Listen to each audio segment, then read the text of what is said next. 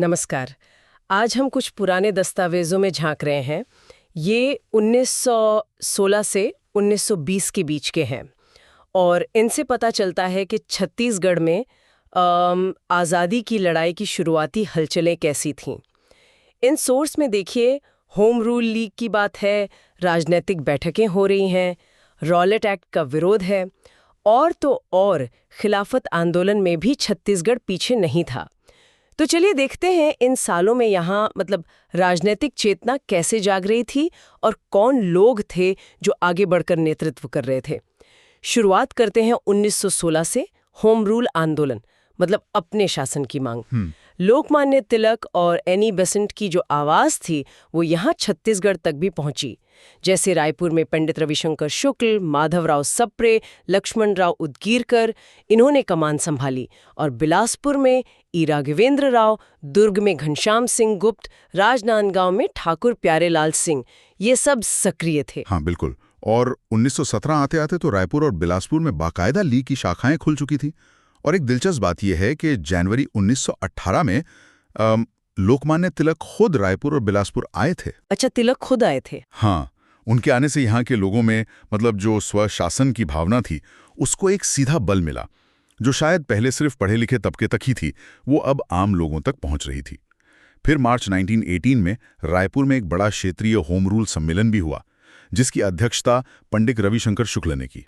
तो ये सिर्फ होम रूल तक ही सीमित नहीं था, राजनीतिक संगठन भी मजबूत हो रहे थे। बिल्कुल बिल्कुल। अगस्त 1917 में रायपुर में प्रांतीय राजनीतिक परिषद की एक बड़ी बैठक हुई। उसकी अध्यक्षता डॉक्टर हरि सिंह गौर ने की थी। और उसी साल नागपुर में प्रांतीय कांग्रेस कमेटी का भी सम्मेलन हुआ। CR दास अध्यक्ष थे। वहां ब्रिटिश सरकार का वो जो भारतीय रक्षा अधिनियम था ना, उसके गलत इस्तेमाल का विरोध हुआ और स्वशासन की मांग दोहराई गई। इसमें छत्तीसगढ़ के नेता जैसे पंडित रविशंकर शुक्ल वगैरह शामिल थे।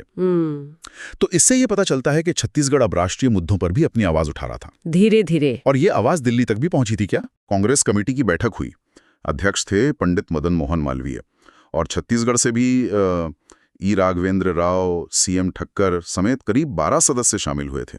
12 सदस्य? ये तो बड़ी बात है उस समय के हिसाब से। हाँ, ये दिखाता है कि जो स्थानीय नेतृत्व था वो अब राष्ट्रीय पटल पर अपनी जगह बना रहा था, उनकी पहचान बन रही थी। अच्छा, ये तो राष्ट्रीय स्तर की बात हुई। जमीनी स्तर पर क्या चल रहा था? छोटे शहरों में, तहसीलों में? वहां भी गतिविधियां तेज थी। जैसे धमतरी तहसील को ले लीजिए, वहां 1918 और फिर 1919 में भी राजनीतिक सम्मेलन हुए। इनमें वामनराव लाखे, दादा साहिब खाफरडे जैसे बड़े नेता अध्यक्षता करने आए, और पंडित सुंदरलाल शर्मा, घनश्याम सिंह गुप्त जैसे स्थानीय नेता तो सक्रिय थे ही। राजनीति अब सिर्फ बड़े शहरों तक सीमित नहीं रह गई थी। नहीं, बिल्कुल नहीं, वो फैल रही थी। फिर आया 1919 और रॉलेट एक्ट, जिसे काला कानून कहा गया। बिल्कुल। वो कानून जिसने सरकार को बिना मुकदमा चलाए किसी को भी जेल में डालने का अधिकार दे दिया था। इसका क्या असर हुआ छत्तीसगढ़ में? असर? अरे अब जबरदस्त विरोध हुआ पूरे छत्तीसगढ़ में। रायपुर, बिलासपुर, दुर्ग, राजनांदगांव, धमतरी, हर जगह। अच्छा। हाँ, बिलासपुर में तो 30 मार्च 1919 को बाकायदा हड़ताल का फैसला हुआ और एक बहुत बड़ा जुलूस निकला। उसका नेतृत्व बैरिस्टर छेदीलाल, ई राघवेंद्र राव, यदुनंदन प्रसाद श्रीवास्तव जैसे नेता कर रहे थे।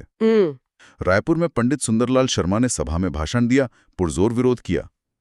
और ये सिर्फ नेताओं का विरोध नहीं था, ये समझना जरूरी है, आम लोग भी सड़कों पर थे।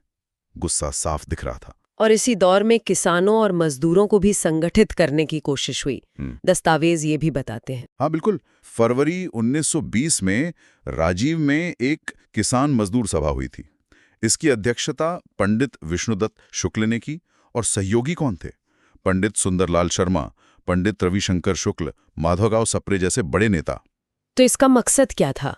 मकसद साफ था, राजनीतिक चेतना को गांव-गांव तक पहुंचाना, किसानों और मजदूरों को आजादी की लड़ाई से जोड़ना। ये एक, आप कह सकते हैं, बहुत महत्वपूर्ण कदम था आंदोलन को ज्यादा व्यापक बनाने के लिए। और आखिर में 1920 का खिलाफत आंदोलन, ये असल में तुर्की के खलीफा के समर्थन में शुरू हुआ था, लेकिन भारत में हिंदू मुस्लिम एकता का एक बड़ा प्रतीक बन गया। छत्तीसगढ़ में इसका क्या असर रहा? देखिए, शुरुआत में छत्तीसगढ़ इससे थोड़ा अछूता सा रहा, लेकिन ज्यादा दिन नहीं। 17 मार्च 1920 को रायपुर में खिलाफत कमेटी बन गई। अच्छा।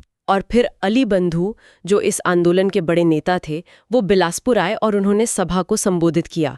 यहीं पर पंडित रविशंकर शुक्ल ने वो मशहूर बात कही थी कि अब हम लोग हिंदू और मुसलमान नहीं रहे, बल्कि हिंदुस्तानी बन गए हैं। वाह, क्या बात है। हाँ, और रायपुर और बिलासपुर दोनों जगह कमिटियां बनी।